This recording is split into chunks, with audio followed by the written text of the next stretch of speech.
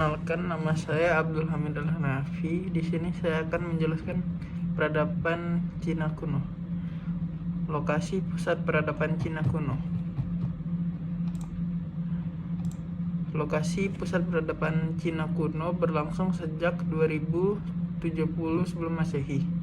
Peradaban itu terutama terjadi di kawasan lembah sepanjang Sungai Huanghe dan Sungai Yangtze.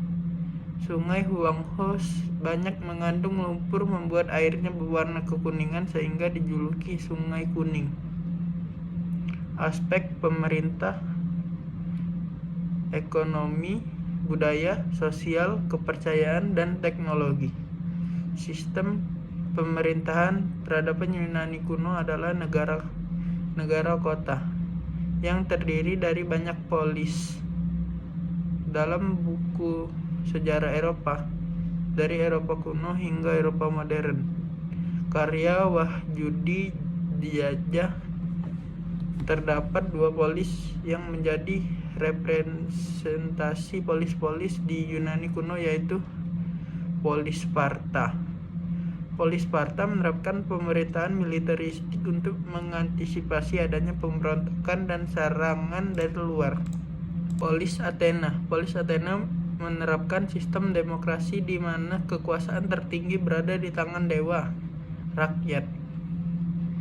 Pelaksanaan pemerintahan dilakukan oleh 9 orang archon yang berganti setiap tahun. Kinerja daripada archon diawasi oleh Areopagus, Mahkamah Agung.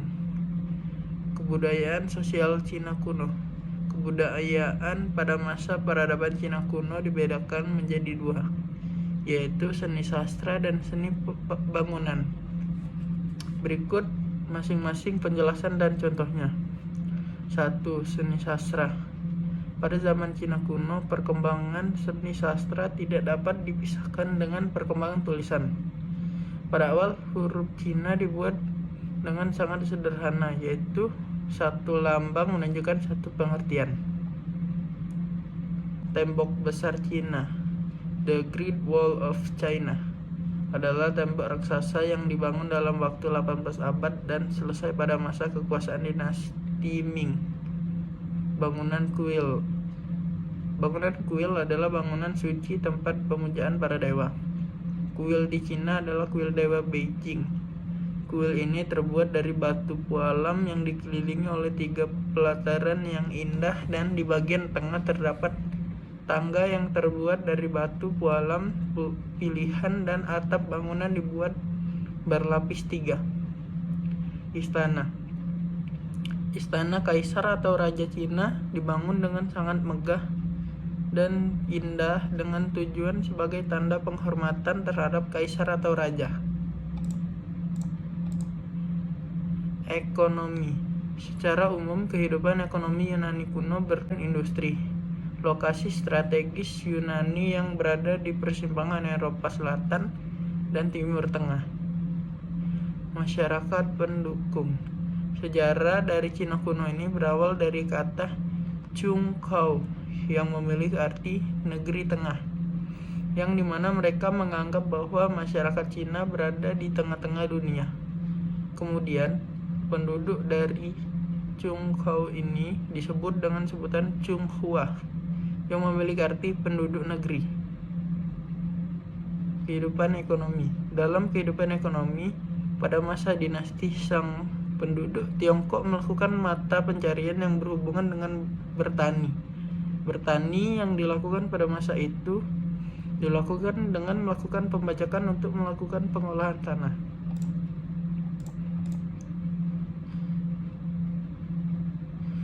Juga yang melakukan beternak, berburu, serta menangkap ikan.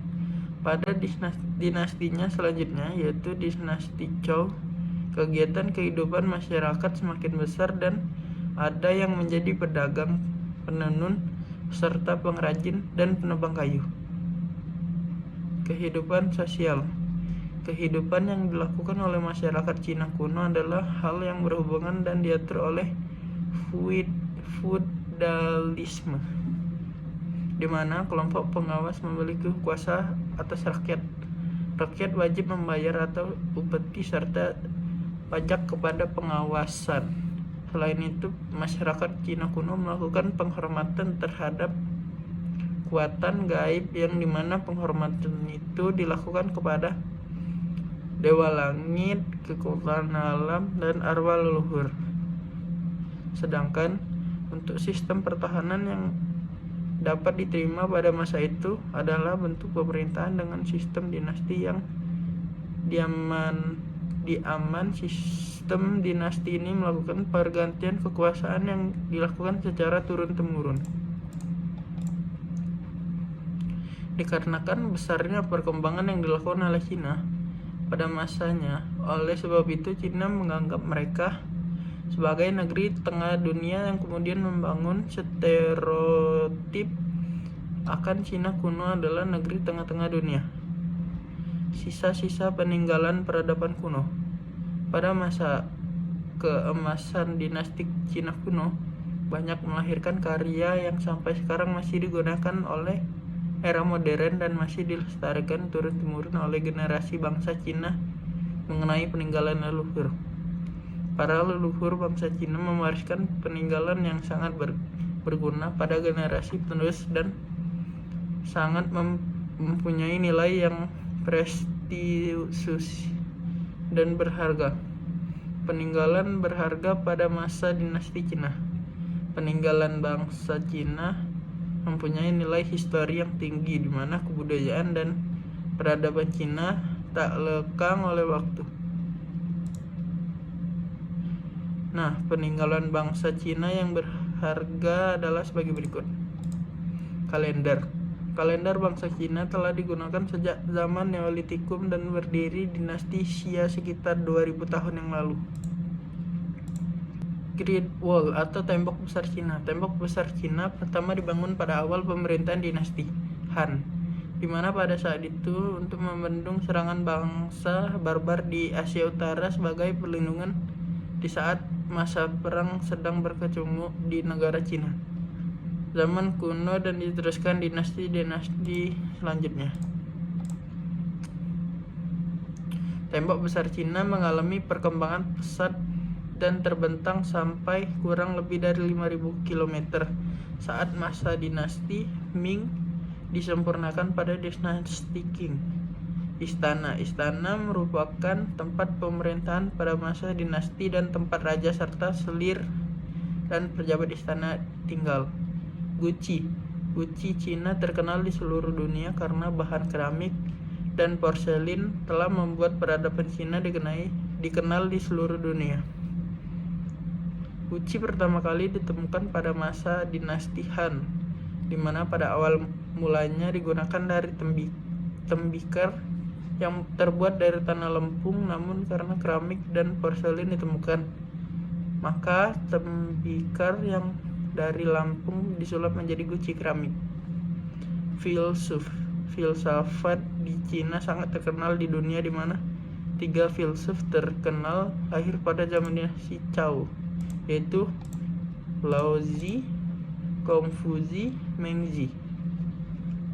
Laozi mengajarkan ajaran dengan nama Tao Te Ching. Ajaran Tao mengajarkan manusia untuk semangat dalam menapaki kehidupan dan mengajarkan manusia menerima nasib hidup. Kongfuzi mengajarkan ajaran nama Kongfucu. Ajaran tersebut mengajarkan seni berpikir dan sikap hidup yang harus dimiliki oleh seseorang dan keluarga. Mengzi merupakan murid dari Kongfuzi yang mengajarkan rakyat jelata yang penting untuk kehidupan bangsa dan negara. Seni lukis mengalami perkembangan yang sangat pesat pada awal masa dinasti Han, di mana setiap karya dan gambar dipajang di istana. Karya lukis yang terkenal pada zaman itu melukis pada keramik, dan seni lukis keramik mengalami kemajuan pada masa dinasti Han.